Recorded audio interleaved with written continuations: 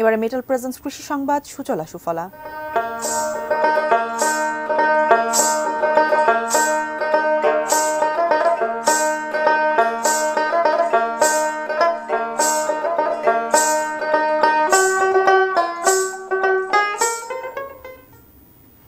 নরসিংদী জেলায় বাণিজ্যিক ভিত্তিতে চাষ হচ্ছে এক সময়ের কদরহীন ফল লটকন।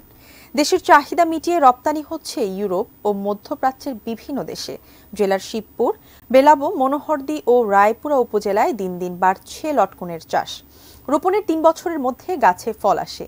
টানা ২৫ থেকে ৩০ বছর ফল পাওয়া যায়। রোগবালাই নেই বললেই চলে, পরিচর্যাও করতে হয় কম। ফল কাঁচা থাকতেই পাইকাররা বাগান কিনে নেন। অন্যান্য ফসলের তুলনায় লাভ কয়েক গুণ বেশি পাওয়া যায়।